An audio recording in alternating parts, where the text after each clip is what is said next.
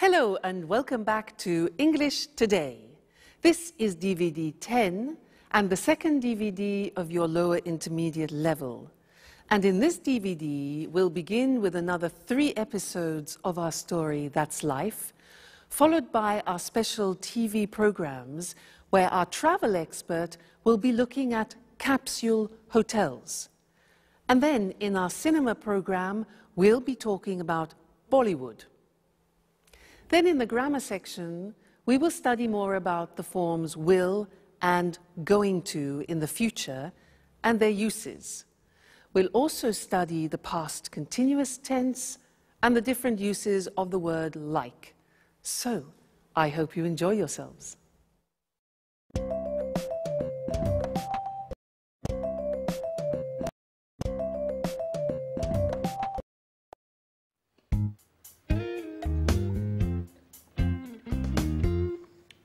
Alice, what are you going to do today? I don't know. Why? Well, I'm going to do some shopping for this evening. Would you like to come along? I'd like to make dinner for Jack's aunt. I also want to invite Sharon and Peter. My lesson is at 3. I don't know what time I'll finish. Well, don't worry. I'm going to do some work before that. I don't think I'll finish before 5. So, what do you say? Okay. But only if you loan me your red hat. Okay, I'll lend you the hat. But be careful. If you lose it, I'll get very angry. Good morning, everyone. Oh, good morning, Mrs. Andreini. What are you talking about? We're deciding what we're going to do today. How are you going to spend your day? I think I'll go for a walk in the city centre. Maybe do a little shopping. Oh, I think it's going to rain. Just look at those clouds. Hi, guys. Hi, Auntie. Morning. I'm on my way out. Jack, aren't you going to have breakfast? Oh, I can't, Auntie. I'm meeting a Japanese client. If I get there late, my boss will have a fit. You can't go on an empty stomach. Oh, don't worry. I'll have something to eat at lunch. Oh, wait, Jack. I'll come with you. So, we'll see each other at 5. Don't forget.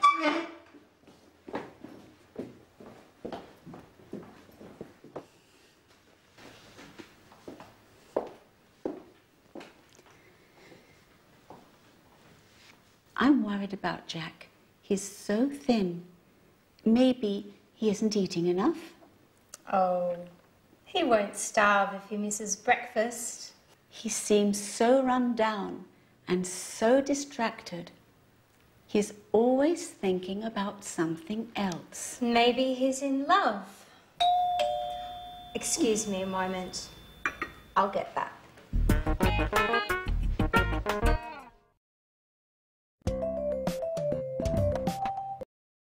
Hello and welcome back for another English language lesson on your live program.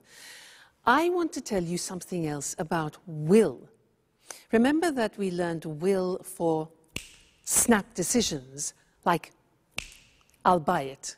Well, now I want to teach you another use of will which is very common for predictions. And I want you to watch this situation which is very typical of the use of will. Okay? Great. Good afternoon, ladies and gentlemen, and here is the weather forecast for the bank holiday weekend. In North Scotland, it will be very cold, with outbreaks of snow in the mountains. Temperatures will remain low as a cold front moves across the region. Now, in the north of England, it will be somewhat wet, as rain will move across the region until late into the night. So if you're planning on going walking, take some waterproof clothes with you. In East Anglia, it will be dry, but generally dull and rather cloudy, unfortunately.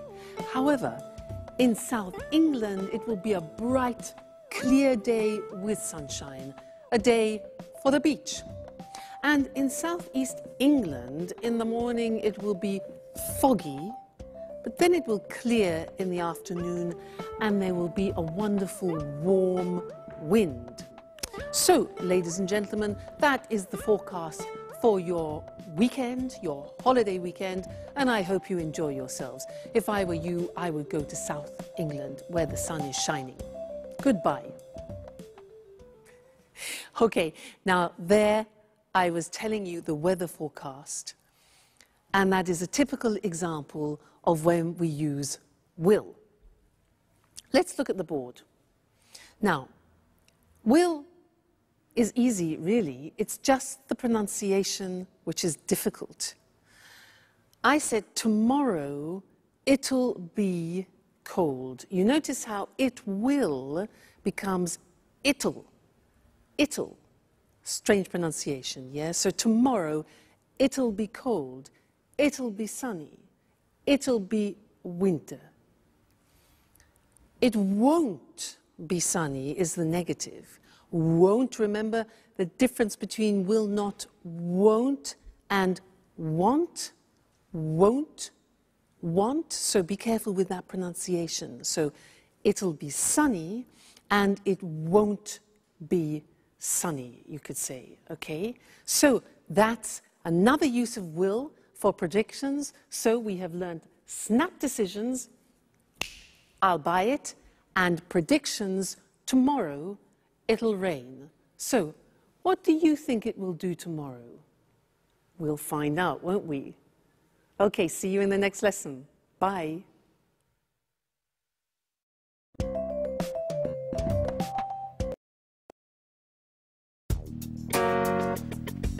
Sharon, this is Jack's Aunt Carolina. It's a pleasure to meet you. I'm Sharon Evans. I live next door. Another woman, and very pretty, I might add.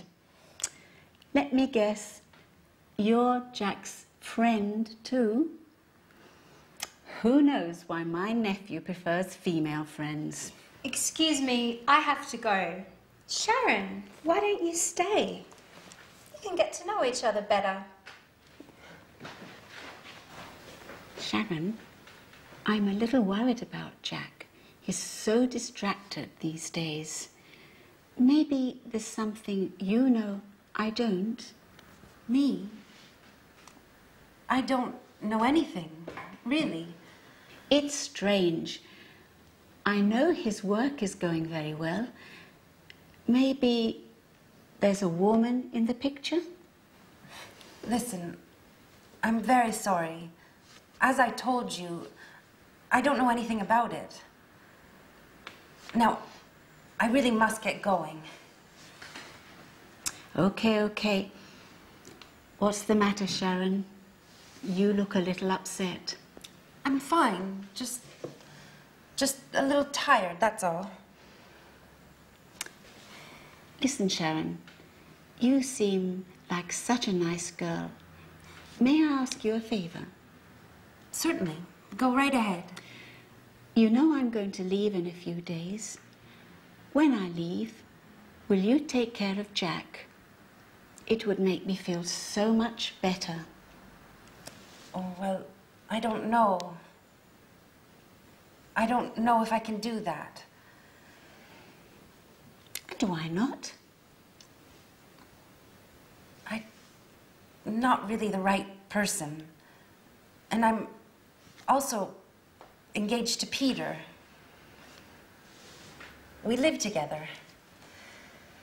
Engaged. That's strange. Why do you say that?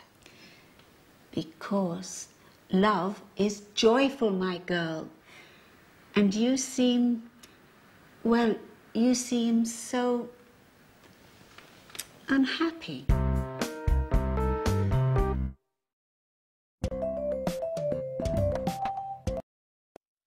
Hello again and welcome back. Jack's aunt is like a walking X-ray, isn't she? Now, I want to look at going to with you again. Remember in the last lesson, some lessons ago, we learned going to for a future intention. You know, when I won it was 20,000 euro, I said, I'm going to have a good holiday. Well, I want to look at another use of going to now, which is for inevitable results. Let me give you an example.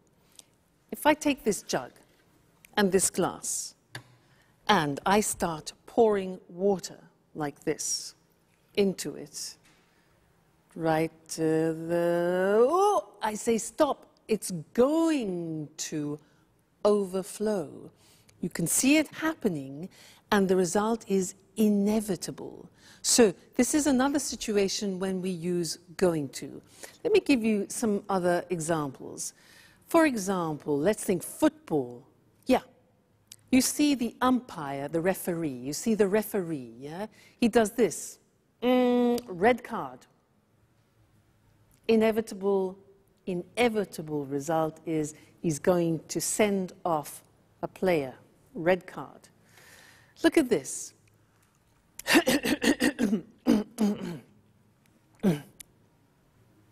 I'm going to make a speech.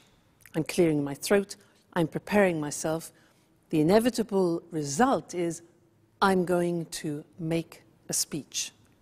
Okay, now this. My God, it's 4 o'clock. My train is at 4:15, and it takes me 20 minutes to get there by taxi. Oh no! Inevitable result. I'm going to miss my train. All right. One more example. Watch me.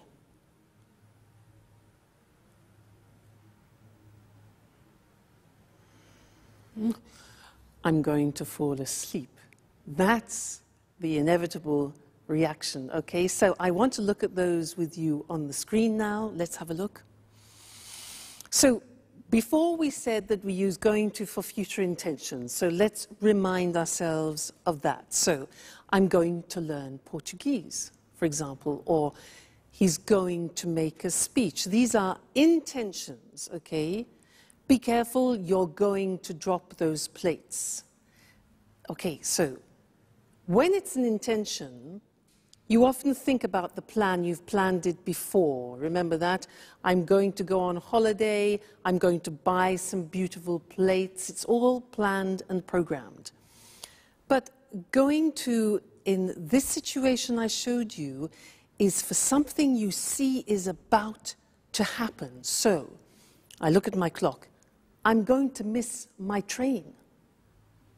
The referee's going to send him off the football pitch, for example. Be careful.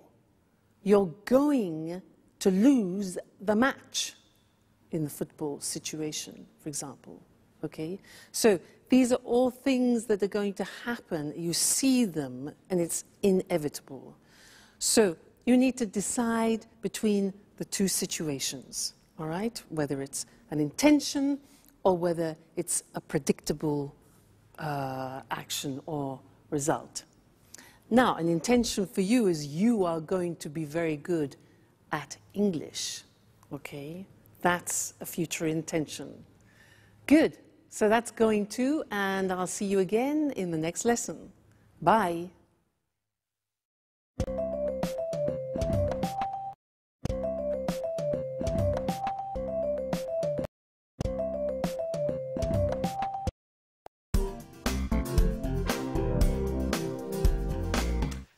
Hello, Anne. You're very beautiful this evening. Come on. Would you like a nice big kiss? But, Peter, are you crazy? What's the special occasion? I'm so happy. I'm elated. But you're never like this. What's happened? Do you remember that famous director who was at my performance? What did he look like? You know, that tall, well-dressed man, about 50 years old. He looked like Clark Gable. Oh, yes. Now I remember. Well, he said he wanted to direct a musical in Japan. Yes? And? But so what? And he said he wanted me to do an audition. Yes? I can't stand the suspense. What about him? Well, today, I auditioned. And listen to this, Anne. He wants me to go with him to Japan. Oh, congratulations, Peter! That's fantastic. I'm so happy for you. Oh, now tell me everything. What was the audition like? I was very nervous. At first, he asked me to sing. And then he asked me to act like a snob. You know, they're putting on My Fair Lady, and they're looking for an actor to play the professor of pronunciation. Remember, this professor transforms a simple flower girl into a high society star. Oh, wow! A leading role! You are perfect for the part. But you like wearing fancy scarves. You enjoy using a superior tone of voice. And are you going to move to Japan? Of course. I'm so excited about the idea of living there.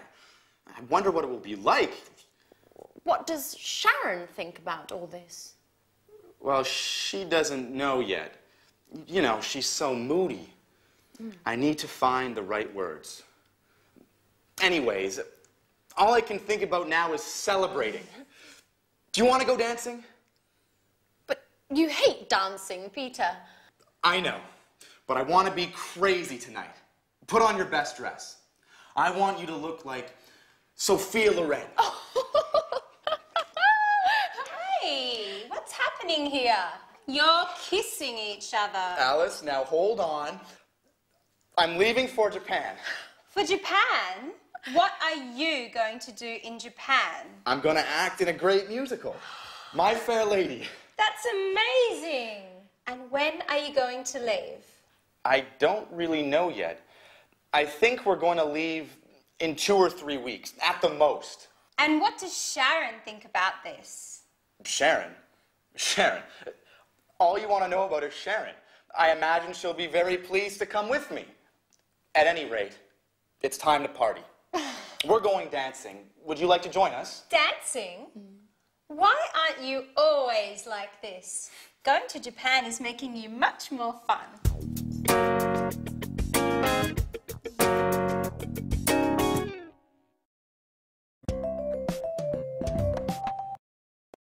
Hello again and welcome back to English Today for some more English lessons.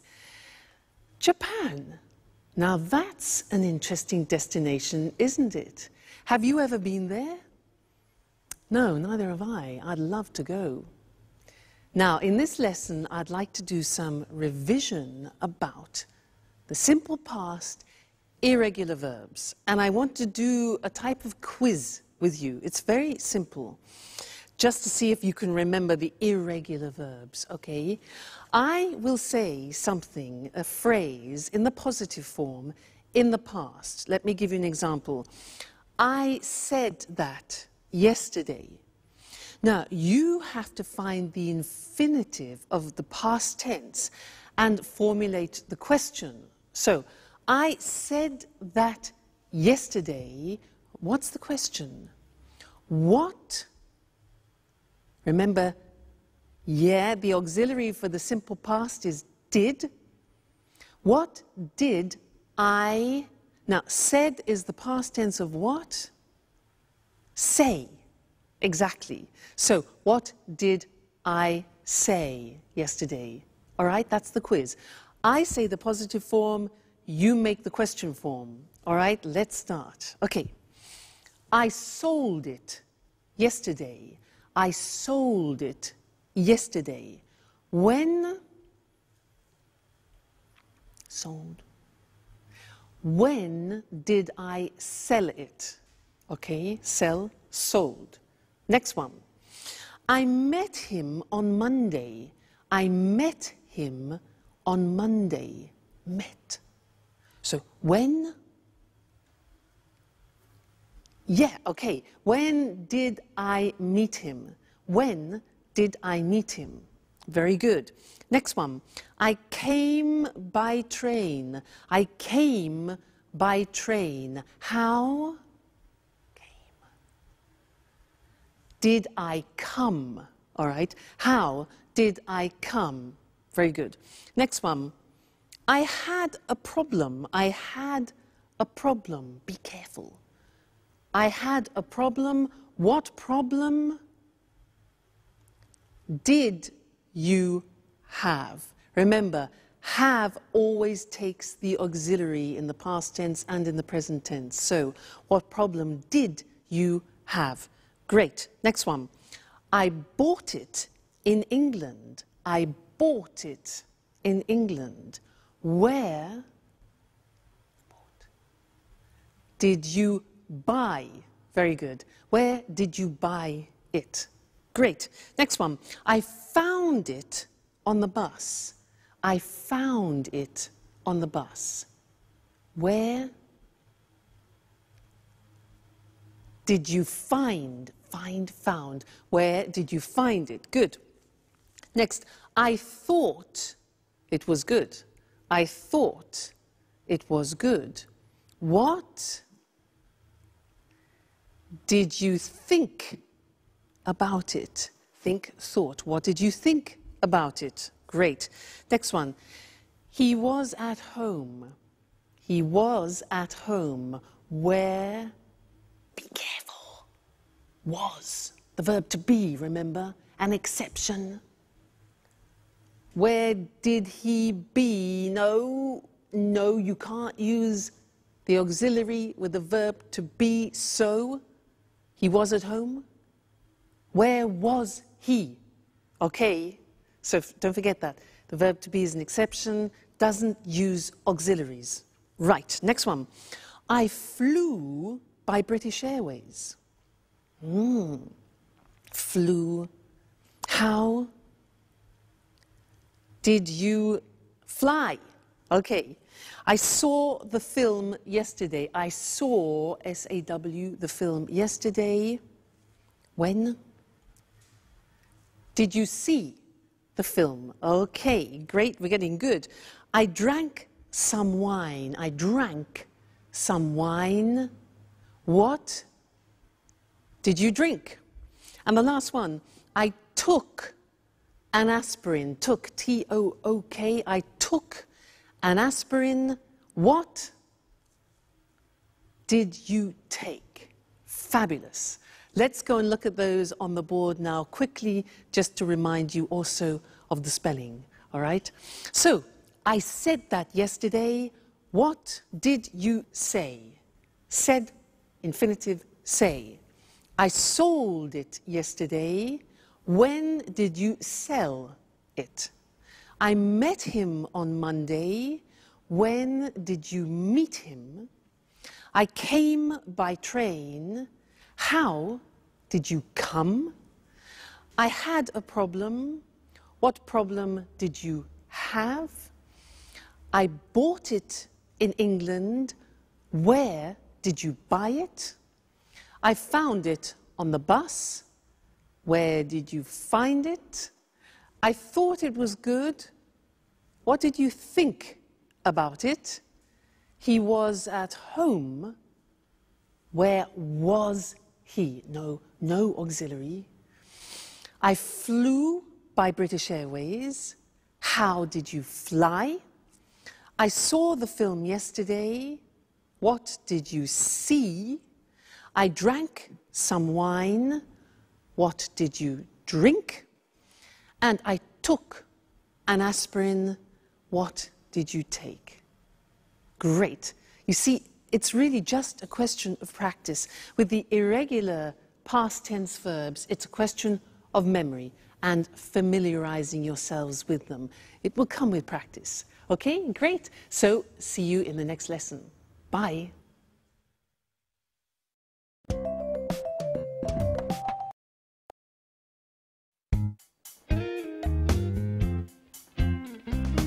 Hi, everybody. Wow. I'm really pleased to see everyone dressing up like this for me. Ha ha. You'd like to be the center of attention, wouldn't you? Well, of course. And that color really suits you. And Alice, made up like that, you look much older. What's happening anyway? Why are you all so elegant? Did I forget something? No, Jack. We're going out to celebrate with Peter. He's going to play a role in a musical. And he's moving to Japan. To Japan? What does Sharon think about all this? She doesn't know. Anyway, according to Peter, she'll be ecstatic about the idea of moving to Japan. Moving to Japan? What does Sharon have to do with Peter's musical anyway? Well, you know how it is, Jack. When two people are together, they make changes together. And anyway, why do you care if Peter and Sharon move to Japan? Oh, I don't care. But I really don't think that Sharon is going to be happy about moving to Japan. That's what you think. Well, of course, I could be wrong. In any case, it's useless to make guesses. Hey, Jack, do you want to come with us? Not really. Tell Peter I'm sorry, but I don't really feel like celebrating tonight. Well, you don't know what you're missing. Sayonara, Jack.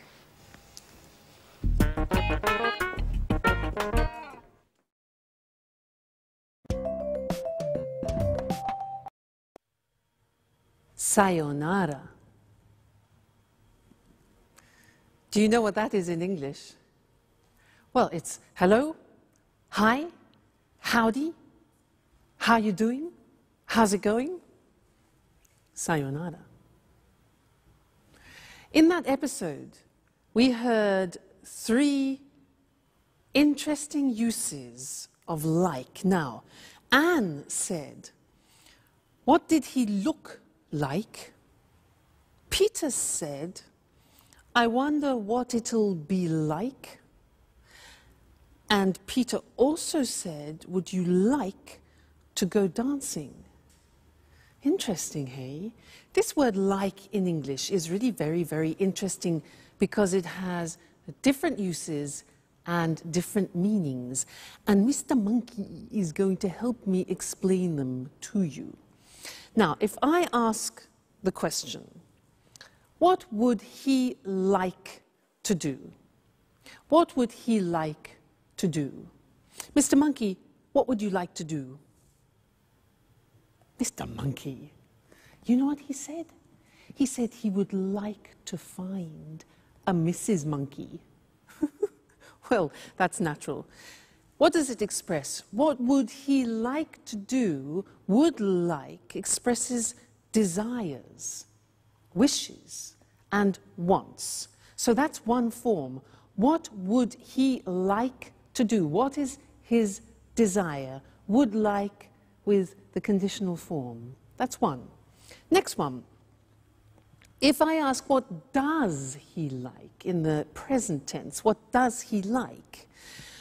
Well, I know he likes jumping around trees and eating nuts. What do you like? That's a question about your general likes, the things that you like doing on a regular basis. For example, I like singing. He likes eating nuts. What do you like doing? Do you like going to the cinema, going to the theater? So those are general likes, all right? Number 2. Number 3, I say, what does he look like? The answer to that question is, well, he's got blonde hair, he's got a squashy nose, and he's got short legs. Sorry, Mr. Monkey. Now, what does he look like? We use, when we're talking about somebody's physical appearance, what does he look like? What does my boyfriend look like? Well, he's not too tall, actually. He's good looking, he's dark, he's handsome. All right, look like is therefore physical appearance. And the last one is if I say, what is he like? The verb to be with like, what is he like? Well, the answer with Mr. Monkey is he's kind, he's loving, he's generous, he's just gorgeous. So what is he like is the general impression about something. So that's 4 different uses of like. Very, very interesting. Let's look at them together on the board to help you. So the first thing we said was talking about a specific request, about something you desire or something you want, okay? So what would he like to do? So would like. The answer could be, in his case, he'd like to have a long holiday in the sun. Yeah, and wouldn't you? All right. The next question was, what does he like? And this is for general likes, hobbies, for example. And the answer could be, well, he likes going to the theater and the cinema. He likes playing with other female monkeys. Okay. So, next question was, what does he look like? Now that's for physical appearance, remember? What does he look like? He's dark, he's handsome, that's my boyfriend. He's short and blonde, that's Mr. Monkey. And then the last one is, what is he like? The verb to be with like at the end for general personality and character. So what's he like? Well, he's easygoing, he's very generous, he's friendly, etc. I want to draw your attention to one more question in English, which is often confused by people who speak other languages. The question, how is he, means only one thing in English. How is he, like how are you, is asking about somebody's general state of health, about how they're feeling. So, how are you? I'm fine, thanks. How is he is not about his appearance or his character, but about how he feels. How is he? He's fine. Or, well, he's a bit tired. He's a bit stressed. Okay? So, very, very interesting word, that like. And listen out for it, for the different uses, because you'll find it very useful. Won't they, Mr. Monkey? Yeah. See you soon. Bye.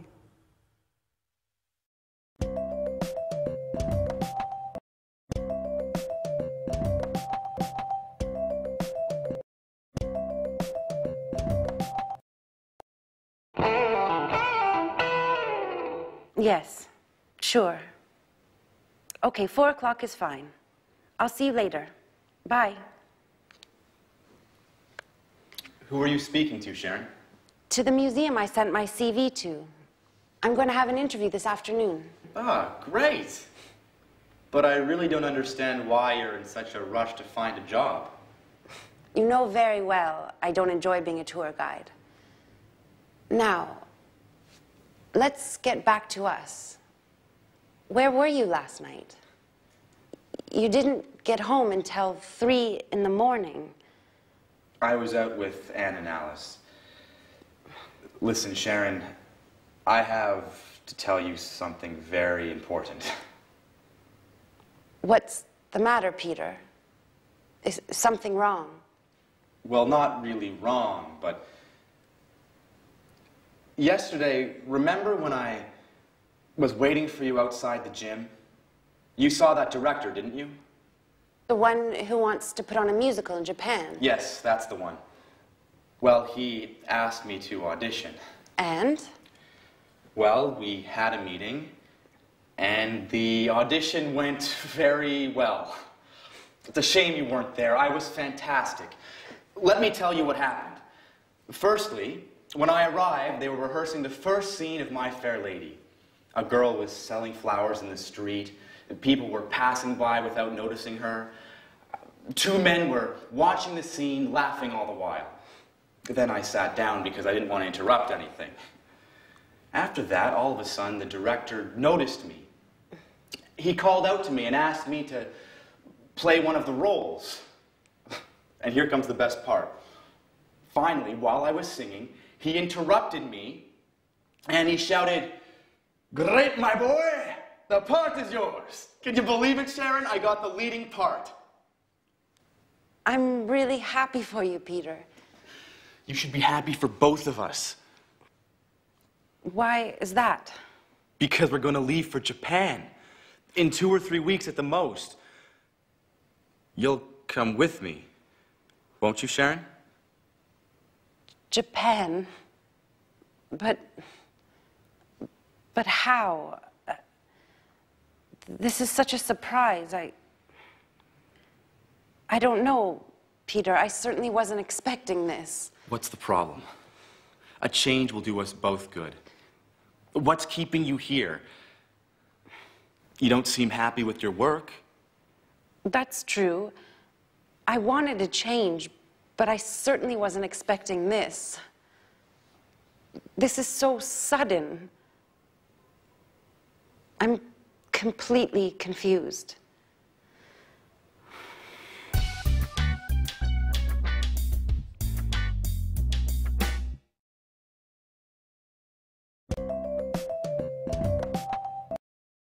Hello again.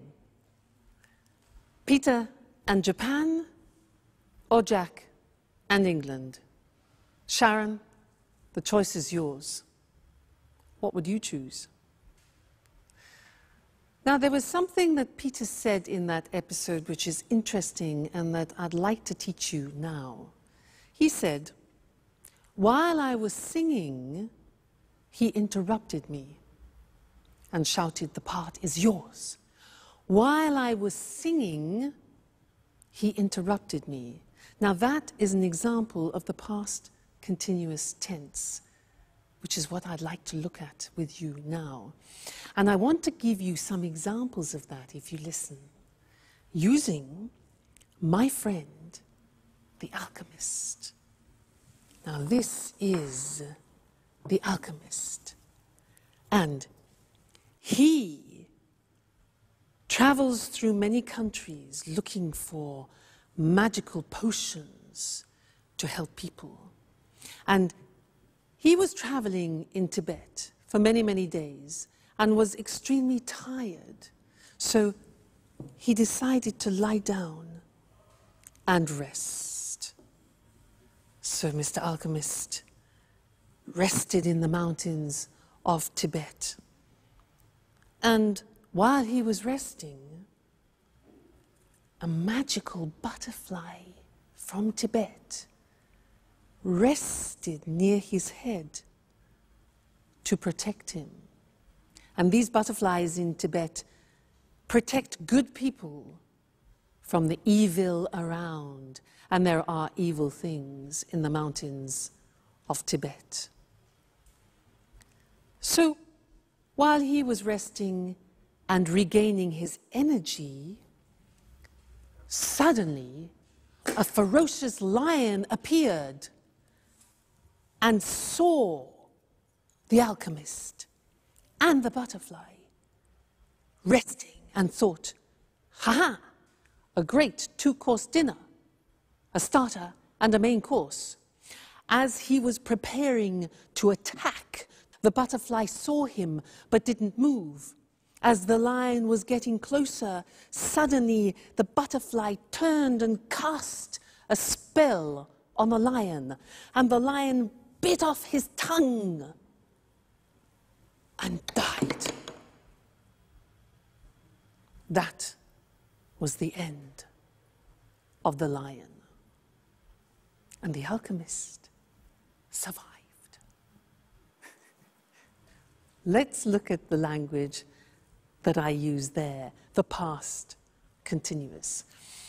Now, the past continuous, as I said before, is a tense that we use when an action is continuing and is sometimes interrupted by another action. Look at the example.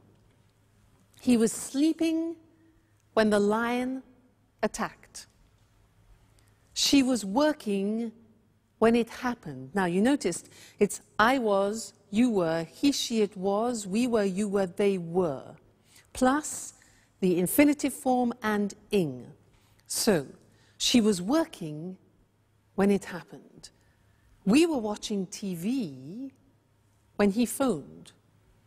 They were relaxing when the lights went off. Now, the negative form is easy because you put the auxiliary into the negative. I wasn't concentrating when I dropped it. You weren't listening when the teacher explained it. You weren't. Check the pronunciation there. It wasn't working when I switched it on. The question form, you take the auxiliary and the subject form. What were you doing when he phoned? What were you doing? Where were you going when the news arrived? And who were they talking to when I saw them? Who were they talking to when I saw them? All right, so past continuous tense in order to describe actions which are continuing and can sometimes be interrupted. Or, for example, as I was telling the story, you were listening to me and learning the past continuous. Okay? Great, so that's the past continuous. Come back to the next lesson for some more new language. Bye.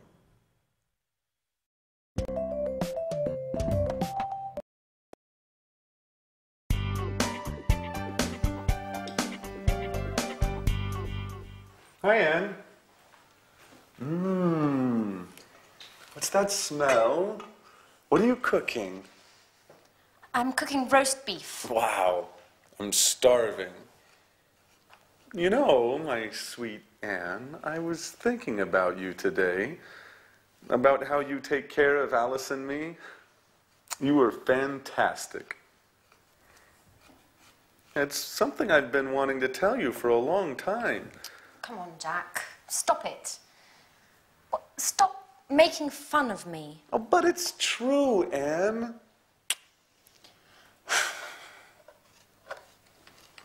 What's the matter? Why are you so nervous today? I know everything, Jack. I know all about you and Sharon.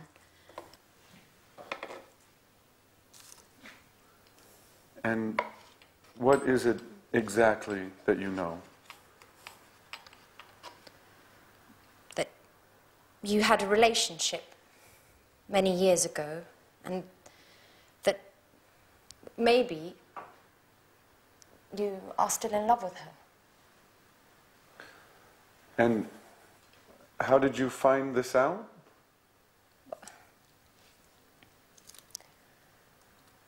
I was tidying up in the living room the night of Peter's performance when I saw your jacket. And I was taking it to your room when something fell out. It was a photo. A very meaningful photo. You were kissing her. So I spoke to Sharon. And what did she say? She told me everything. Tell me the truth, Jack. Are you still in love with her?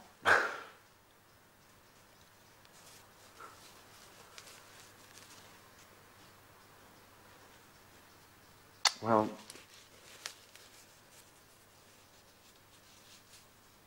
I have to admit that seeing her makes me feel... But, well, what about me, Jack? I thought there was something special between us. And there is, Anne. I care very much about you. But... Well, I thought we were just friends. Oh. Okay, Jack. I understand now. Wait, Anne, I didn't mean to hurt your feelings. Well, it doesn't matter, Jack.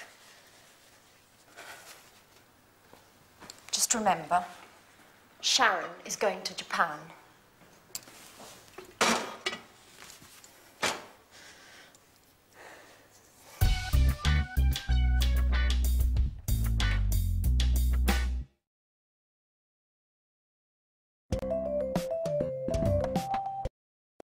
Hello again and welcome back for some more English. In that last episode, there were some interesting sentences. Jack said, "Why were you so nervous?" Why were you so nervous? This word so plus an adjective. And Sharon said, "This is such a surprise." Such. Those are the words I want to look at with you now. So and such. Now, I want to illustrate them by telling you something about a holiday that I went on. Listen to how I use them. Now, in front of me, I have some objects which I found when I went to Tibet. I had a fantastic holiday in Tibet. It was so interesting. And we visited the monasteries there, which were so huge and so beautiful. And inside the monasteries, we met some monks. Now, there aren't actually many monks left in the monasteries anymore, but they were very interesting and so special. And we saw this instrument. This here is an instrument. And look, if you can open it, it's so strange. Look at this. And it's so long. And it's actually so difficult to blow. I'll try. Listen.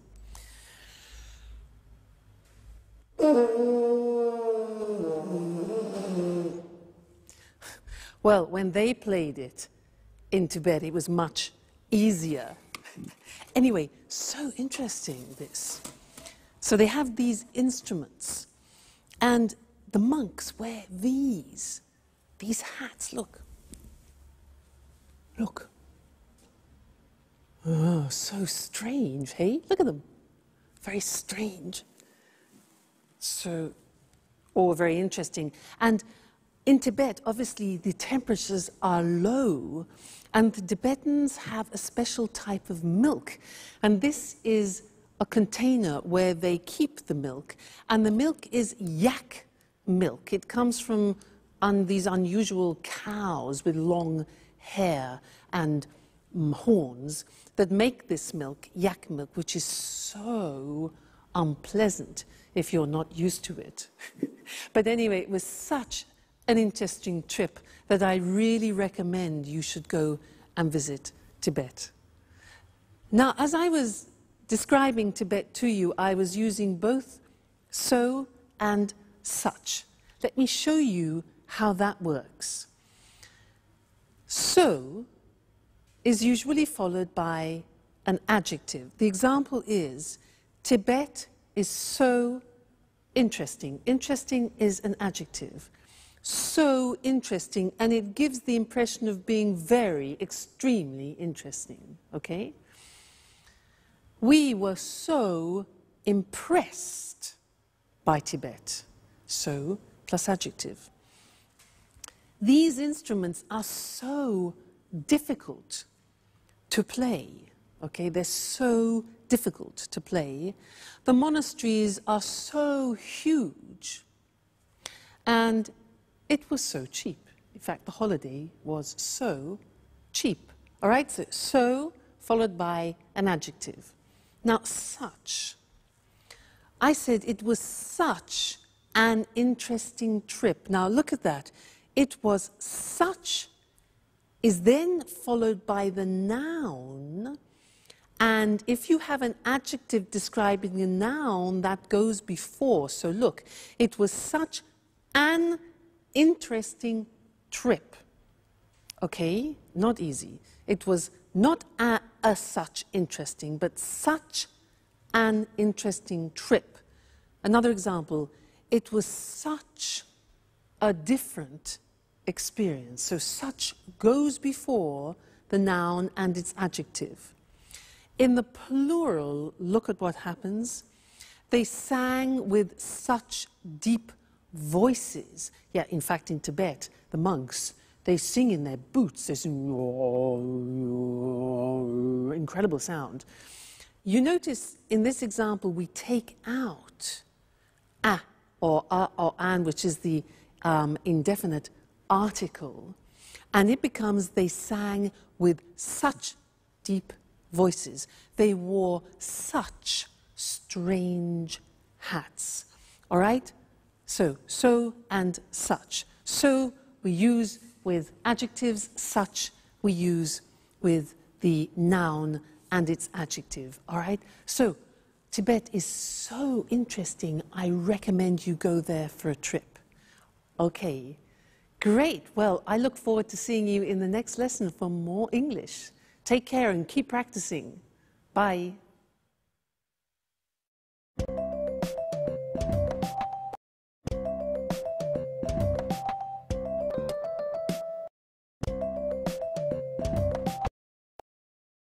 Good morning. Welcome to this week's edition of the Travel Programme, and welcome to Christine Oteng, our travel expert. Good morning, Lucy. Well, Christine, statistics from the International Tourist Office show that Japan is the in destination at the moment for holidays. That doesn't surprise me. Japan's a fascinating country. Yes, I'm sure it is, but tourists do worry about high prices in Japan. It's true, Japan can be expensive, but there are ways to save money. Visitors can save on accommodation, for example. What do you have in mind? Well, I'm thinking of capsule hotels. There are lots of them in Tokyo and in other Japanese cities. What on earth is a capsule hotel? It's a low-budget hotel. It doesn't have bedrooms. Instead, it has capsules. You sleep in a capsule. This is a plastic box, 2 meters long, 1 meter wide and 1 meter high. Incredible. It sounds like a coffin. Yes, but they're more comfortable than a coffin. There's everything you need. A bed, a control panel for the light and heating, or air conditioning, a small TV near your feet, a radio, and an alarm clock. Don't tell me there's a shower too. Yes, there is a shower, but not in the capsule, though. You share showers and toilet facilities with other guests. And how much does it cost? About €25 a night. Capsule hotels are really for office workers who miss their trains home at night, but tourists can sleep there too. Amazing. And only €25. Do you think that an idea like that could work in Europe? Absolutely. In fact, there's at least one capsule hotel already in London. Does it have capsules too? No, it doesn't. There are traditional rooms, but they're very small. They're about 7 square meters. Many of them don't have a window, and there isn't a wardrobe, just 2 coat hangers. You need to pay extra to watch TV and to have your room cleaned. But there is a double bed and an ensuite bathroom with a shower, toilet and wash basin. And how much does it cost in London? A room costs about €40 a night. But if there's a lot of demand, the room can cost more. You see, the hotel uses the concept of low-cost flights. And the earlier you book, the cheaper it is. So, if you book at the last minute, you pay more. That's it. Well, there are some interesting travel ideas there. If you're looking for a cheap place to stay in central London, you could try a capsule hotel. But remember to book early. On the other hand, if you're visiting Tokyo, why not spend a night in one of those capsules? It'll certainly be an unusual experience, and you'll save some money too. Thanks, Christine. It's a pleasure. Goodbye. And goodbye to all our travellers. See you next week.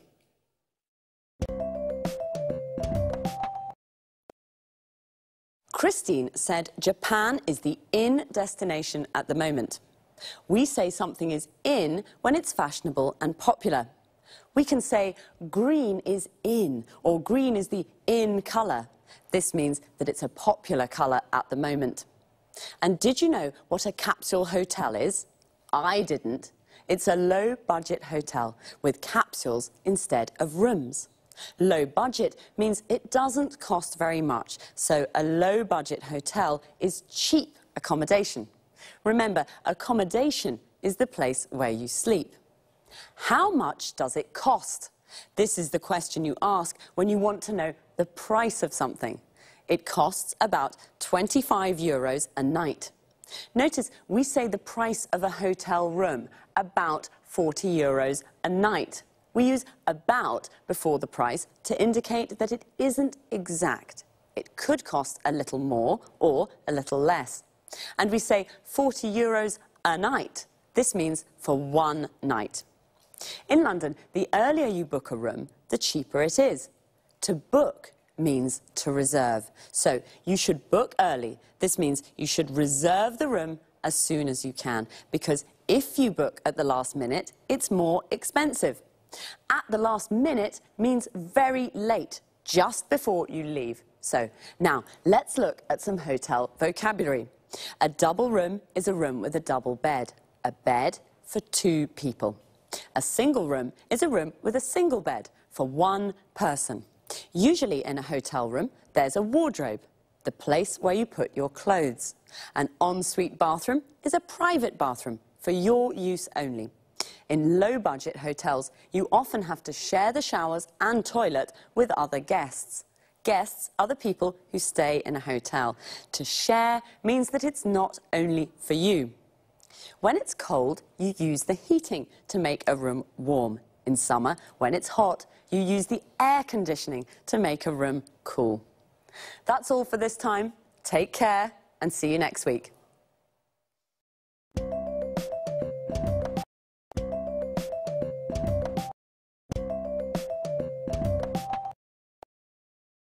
Good morning and welcome to this week's edition of Talk Cinema. And welcome to Sanjeev Gupta, our cinema expert. Hi, Lucy, and hello, everyone. Well, Sanjeev, what are we talking about today? Bollywood. I'm sure you're a real expert, Sanjeev, and a fan.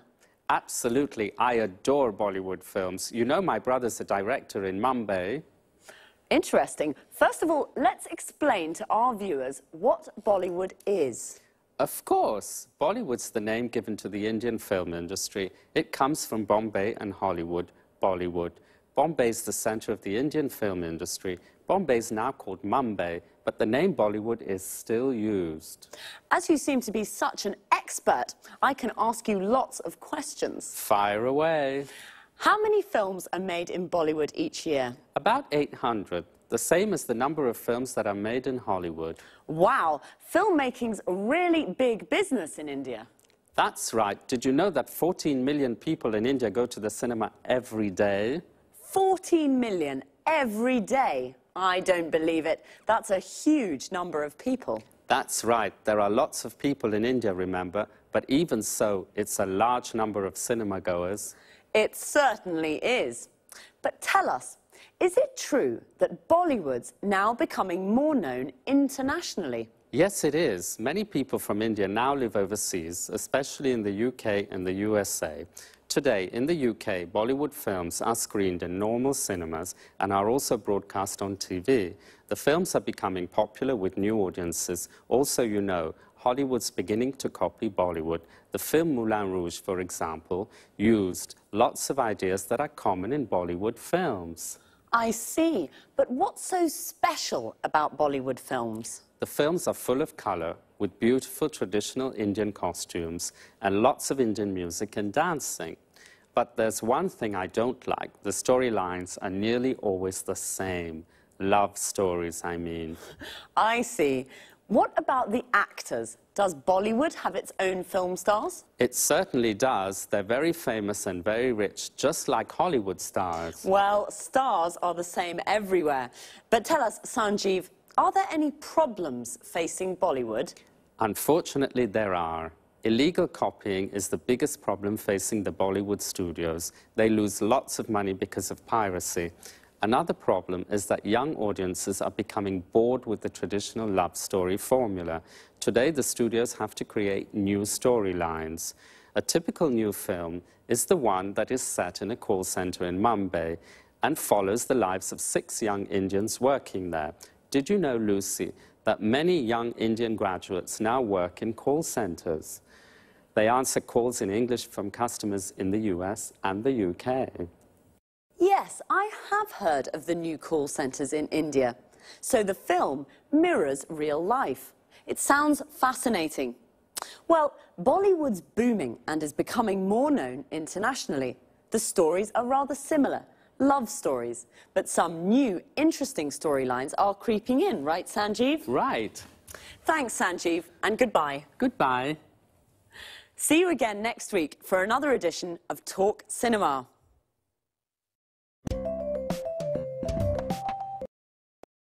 So, Bollywood is booming.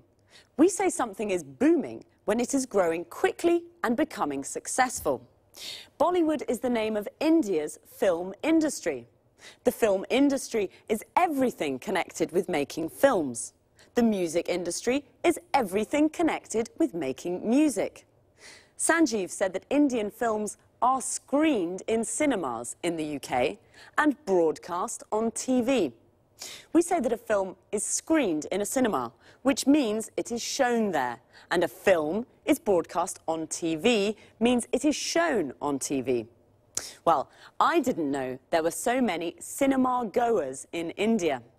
A cinema goer is a person who goes to the cinema to watch films. Are you a cinema goer? Do you like love stories? A love story is a story about love. Most Indian films are love stories. In fact, the storylines are nearly all the same. A storyline is how a story develops. So the storyline of a film is what happens in the film. The audience is all the people in the cinema watching a film. In a theatre, the audience is the people watching a play. Young audiences in India are bored with love stories. This is a problem Sanjeev mentioned. He also said illegal copying and piracy are problems. Illegal copying is when somebody copies a film without permission. It is illegal. And piracy is when people sell the illegal copies. Bollywood studios lose money because of illegal copying and piracy. It's a problem for film and music industries all over the world.